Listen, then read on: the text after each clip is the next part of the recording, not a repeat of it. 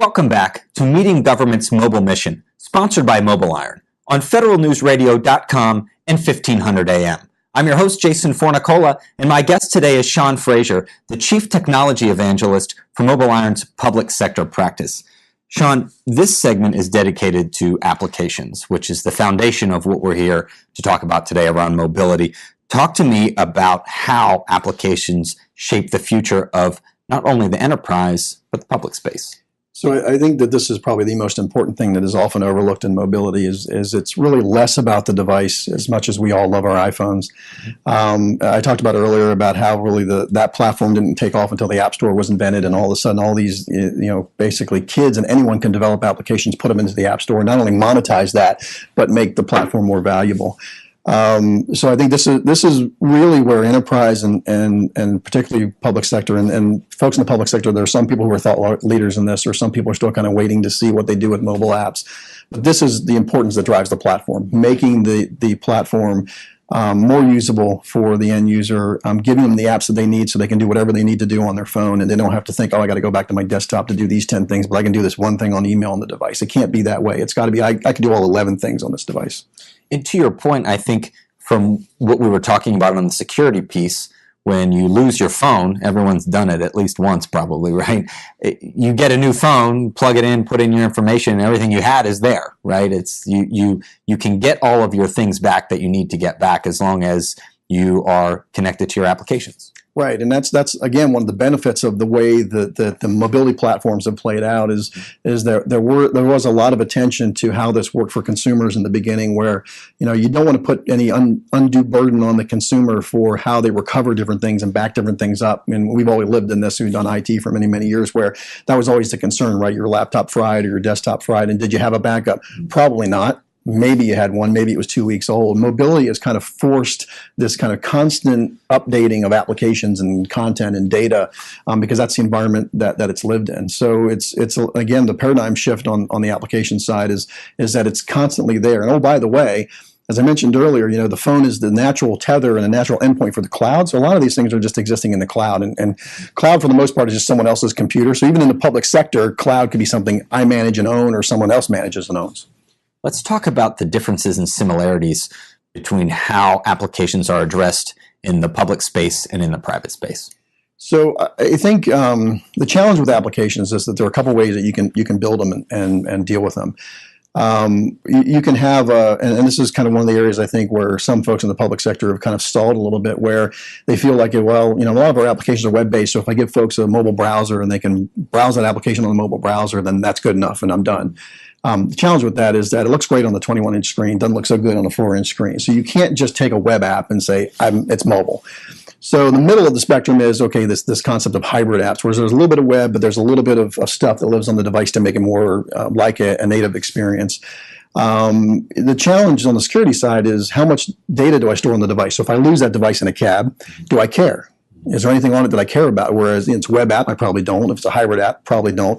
But then the other side of that spectrum is native applications, where you're building these high fidelity, and this is what users want, by the way. So this is kind of the challenge of the spectrum. This is what users want to use, but you're storing data on the device. So then if I lose that device in a cab, I do care about it. So where does the true value of mobile apps come into play? The true value is being able to do things much quicker, being able to accelerate the things that you do in your job to make you much more efficient. I mean, a good example is, think of how hard it used to be to hail a cab in big cities, right? So it was always kind of a pain in the butt to go find a cab, and there was really no service that you could do that. Now Uber, which is a total mobile platform, right? It's a mobile app for drivers, it's a mobile app for consumers. So I can, anywhere in any city, I can hit an app, I can push a button, and I got 5 cars swirling around me trying to pick me up. So that's the value of mobile. It's kind of pervasive in our lives and makes everything much more efficient. A big company like that, application based. Right. Yeah, absolutely. So soup to nuts, from the ground up, new generation, all based on mobile. So if applications are the future, talk to me about where the government is in implementing it and the path that they're going down. So as I mentioned, I think there are some thought leaders in the public sector and the government that get this. DHS last week released their mobile application playbook. It's one that they use internally for developing applications. That is to help other agencies kind of look and see, okay, what are the thought processes around building applications? Why would I build them? How would I build them? Because I think, again, one of the challenges is folks in the public sector really don't know. And this is, again, where enterprise was 4 or 5 years ago. And they don't want to get it wrong. They don't want to build an application that people won't use, because at the end of the day, it's all about usability and making people more efficient. So I think there are some folks who are kind of leading the charge in public sector, but I think we have at least a couple years to go before everyone's kind of able to build the applications they need.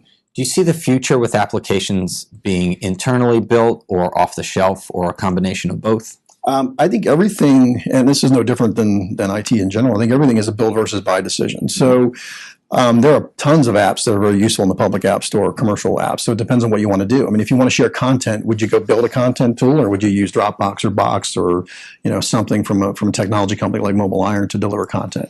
If you're building something that's very specialized for what you do, so if you manufacture or you fix airplanes and you want to have some kind of capability for tracking the progress of that, and no one has built that app, it doesn't exist in the public app store, then you probably build it. And then you go down the process of, how do I build it? How do I make it so that users will use it? Because that's the other kind of kiss of death of mobile applications is, a lot of folks will build an application and go, I'm done, the application's built. But they don't realize that mobile is very iterative. So you'll build that app, and in a couple months, you'll probably update that app. Then a couple months later, you'll probably update that app, because it's all about user experience. And that's the way mobility has been ever since really the iPhone came out, as user experience drives everything. We have about 30 seconds left.